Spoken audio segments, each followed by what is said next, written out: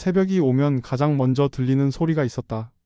두레박이 우물 속으로 떨어지는 소리, 물을 머금고 무겁게 떠오르는 소리, 그리고 도르래를 타고 빠그락빠그락 올라오는 줄의 소리. 그 소리가 들리면 마을의 하루가 시작되었다. 아직 어둠이 채 가시지 않은 시간이었다. 닭도 울기 전 산 너머가 희끄무레하게 밝아오기 시작할 무렵, 누군가 먼저 일어나 우물로 향했다. 맨발로 혹은 낡은 고무신을 질질 끌며 물동이를 들고. 소리는 고요했다. 두레박이 물을 가르는 소리조차 크게 들릴 만큼 세상은 조용했다. 이따금 바람이 불면 나무 사이로 잎새 스치는 소리가 났고 개 한 마리가 멀리서 짖었다. 그러나 그 모든 소리보다 또렷한 것은 우물가에서 울려 퍼지는 물소리였다. 나도 그 소리를 들으며 잠에서 깼다. 이불 속에서 웅크린 채 천장을 바라보며 누워있으면 어머니가 물을 길어오는 소리가 들렸다. 문풍지 사이로 스며드는 차가운 바람. 아직 따뜻한 이불의 온기. 그러나 곧 일어나야 한다는 것을 알고 있었다. 어머니의 발소리가 마당에 닿으면 나도 눈을 떴다. 우물은 마을 한가운데 있었다. 정확히 말하면 마을 어귀에서 조금 들어간 곳, 세 갈래 길이 만나는 지점에 자리 잡고 있었다. 사람들은 그곳을 지나며 인사를 나누었고 물을 기르러 온 여자들은 우물가에 둘러앉아 이야기를 했다. 그곳은 단순히 물을 깃는 곳이 아니었다.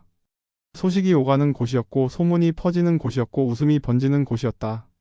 누군가 장에 다녀온 이야기를 하면 모두가 귀를 기울였고 누군가 아프다는 소식이 들리면 다들 걱정하는 표정을 지었다. 아이들에게 우물은 조금 다른 의미였다. 어두운 우물 속을 들여다보는 일은 무섭기도 했지만 신비롭기도 했다. 돌을 던져 넣으면 한참 뒤에야 퐁 하는 소리가 들렸다. 그 깊이를 짐작할 수 없었다. 누군가는 우물 속에 용이 산다고 했고 누군가는 저 밑에 또 다른 세상이 있다고 했다. 여름이면 우물가는 시원했다. 더위를 피해 그늘에 앉으면 우물 속에서 올라오는 서늘한 기운이 느껴졌다. 아이들은 그곳에 모여 놀았고 어른들은 잠시 쉬어가곤 했다. 우물은 늘 그 자리에 있었다.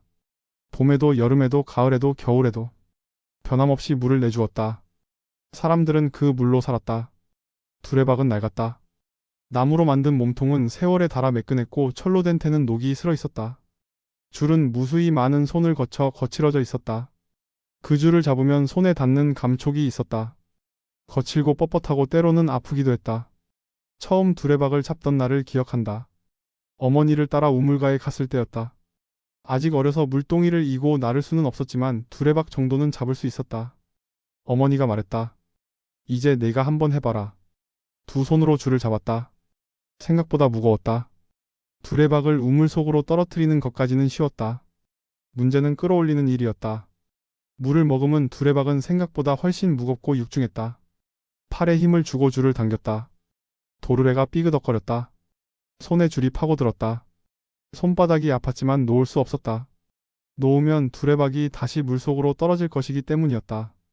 한참을 끌어올려 마침내 두레박이 물 위로 떠올랐다. 어머니가 재빨리 받아 물동이에 물을 부었다. 물이 출렁이며 담겼다. 그 소리가 좋았다. 잘했다. 어머니가 말했다. 그날 이후 나는 자주 두레박을 잡았다. 처음엔 힘들었지만 점점 익숙해졌다. 손에 굳은 살이 박였다. 그것이 자라나는 일이었다. 겨울의 우물은 달랐다. 추위가 오면 우물 표면에 얼음이 얼었다. 얇은 얼음이 아니라 제법 두꺼운 얼음이었다. 그것을 깨지 않으면 물을 기를 수 없었다. 새벽이면 누군가 먼저 나가 얼음을 깼다. 대개는 마을의 젊은 남자들이었지만 때로는 아버지가 때로는 큰형이 그 일을 했다. 돌을 들어 얼음을 내리쳤다. 쨍 하는 소리와 함께 얼음이 깨졌다. 금이 가고 쪼개지고 마침내 구멍이 뚫렸다. 그러나 그것만으로 끝이 아니었다. 두레박을 내릴 때도 물을 퍼 올릴 때도 모든 순간이 추웠다. 두레박에서 튀는 물방울이 손등에 닿으면 얼어붙는 것 같았다. 물동이를 들고 집으로 돌아오는 길에 바람이 불면 물이 흔들리며 튀었고 그것이 옷에 묻으면 금세 얼었다. 가장 힘든 것은 맨손으로 일해야 할 때였다. 장갑이 있었지만 물에 젖으면 소용이 없었다. 차라리 맨손이 나았다. 손을 우물 속 물에 담그는 순간 온몸이 움츠러들었다. 손가락 끝이 저리고 손바닥이 얼어라고 팔까지 시렸다. 숨이 멎는 것 같았다. 그래도 멈출 수 없었다. 물이 없으면 밥을 지을 수 없었고 얼굴을 씻을 수 없었고 하루를 시작할 수 없었다. 추위는 견뎌야 할 것이었다. 당연한 것이었다. 아무도 불평하지 않았다. 물을 길어오면 손이 빨갛게 부어올랐다. 어머니는 그 손을 호호 불어주셨다. 아궁이 앞에 앉아 손을 녹이면 따끔거렸다. 감각이 돌아오는 것이 아프기도 했지만 그것이 살아있다는 증거였다. 겨울은 그렇게 견디는 것이었다. 물을 길어오면 하루가 시작되었다. 어머니는 그 물로 가장 먼저 밥을 지었다. 솥에 쌀을 씻고 물을 부어 불 위에 올렸다. 아궁이에서 연기가 피어올랐다. 나무를 태우는 냄새가 마당 가득 퍼졌다. 그 냄새를 맡으면 배가 고파졌다. 물동이는 부엌 한쪽에 놓였다. 국을 끓일 때도 설거지를 할 때도 손을 씻을 때도 그 물을 떠다 썼다. 물동이가 비면 다시 우물로 가야 했다. 하루에도 몇 번씩. 아버지는 새벽에 일어나 마당에서 세수를 했다. 차가운 물로 얼굴을 씻으면 정신이 번쩍 들었다고 했다. 겨울에도 마찬가지였다. 얼음같이 찬 물로 얼굴을 씻고 나면 얼굴이 빨갛게 달아올랐다. 나도 그 물로 세수를 했다. 손으로 물을 떠서 얼굴에 끼얹으면 차가웠다. 눈을 감았다. 물이 얼굴을 타고 흘러내렸다. 다시 한 번 더. 물을 닦아내고 눈을 뜨면 세상이 조금 더 선명하게 보였다. 물은 귀했다. 함부로 버릴 수 없었다. 쌀뜨물은 밭에 뿌렸고 빨랫물은 마당에 뿌렸다. 한 번 사용한 물도 다시 쓸 곳을 찾았다. 물 한 바가지도 소중했다. 그 물을 길어오기 위해 누군가는 새벽에 일어났고 누군가는 추위를 견뎠고 누군가는 무거운 물동이를 이었다. 말없이 반복되는 일이었다. 그것이 우리의 삶이었다. 저녁이 되면 어머니는 다시 물을 기르러 나갔다. 마지막 물이었다. 그 물은 밤새 부엌에 있다가 다음날 아침 첫 물이 되었다. 그렇게 하루가 끝나고 또 다시 하루가 시작되었다. 어느 해인가부터 변화가 시작되었다. 마을에 수도가 들어온다는 소문이 돌았다. 처음엔 믿지 않는 사람도 많았다. 그러나 어느 날 정말로 공사가 시작되었다. 사람들이 와서 땅을 파고 관을 묻고 수도꼭지를 달았다. 수도가 놓인 날 사람들이 모여들었다. 수도꼭지를 돌리자 물이 쏟아져 나왔다. 아이들이 환호했다. 어른들은 신기한 표정으로 그것을 바라보았다. 이제 우물에 안 가도 되겠네. 누군가 말했다. 모두가 고개를 끄덕였다. 편리한 일이었다. 더 이상 새벽에 일어나 우물로 가지 않아도 되었다. 겨울에 얼음을 깨지 않아도 되었다. 무거운 물동이를 이지 않아도 되었다. 처음엔 좋았다. 수도꼭지를 틀면 언제든 물이 나왔다. 밤에도 비가 와도 눈이 와도 물을 걱정할 필요가 없었다. 하루가 훨씬 수월해졌다. 그러나 조금씩 변하는 것들이 있었다. 우물가에 사람들이 모이지 않았다. 아침에 인사를 나누던 풍경이 사라졌다. 이야기를 나누던 시간이 사라졌다. 우물은 점점 사람들의 기억에서 멀어졌다. 어느 날 우물을 보러 갔다. 오랜만이었다. 우물 주변에는 풀이 자라 있었다. 두레박은 여전히 걸려 있었지만 줄이 끊어져 있었다. 우물 속을 들여다보았다. 여전히 물은 고여 있었지만 더 이상 아무도 그 물을 깃지 않았다. 소리가 사라졌다. 두레박이 떨어지는 소리, 물을 끌어올리는 소리, 도르래가 삐그덕거리는 소리. 그 모든 소리가 사라졌다. 새벽은 여전히 왔지만 우물가에서 들리던 소리는 더 이상 들리지 않았다. 편리해졌지만 무언가 잃어버린 것 같았다. 세월이 흘렀다.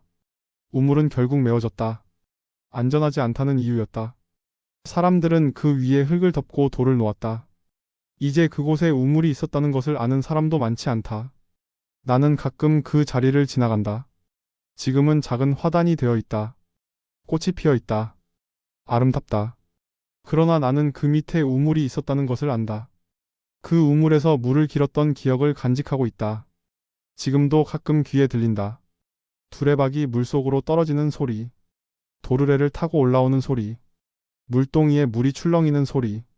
새벽의 고요 속에서 들리던 그 소리들. 그 소리가 우리를 하루로 불러냈다. 잠에서 깨어나게 했고 일어나게 했고 살아가게 했다. 우물은 단순히 물이 있는 곳이 아니었다. 삶이 시작되는 곳이었다. 수도꼭지를 틀면 언제든 물이 나온다. 차갑게도 따뜻하게도 조절할 수 있다. 편리하다. 감사한 일이다. 그러나 나는 안다. 그 물이 어디에서 오는지는 알지만 그 물을 길어올리는 손의 기억은 없다는 것을. 두레박을 잡던 손의 감촉. 차가운 물에 닿았을 때의 저림. 무거운 물동이를 이고 컸던 길. 그 모든 것이 이제는 기억 속에만 남아있다.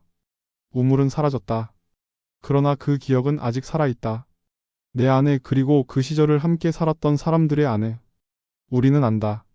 물 한 바가지가 얼마나 무거운 것인지를, 그것을 길어올리기 위해 얼마나 많은 손이 필요했는지를. 가끔 새벽에 잠이 깨면 귀를 기울인다. 혹시 들릴까 하고.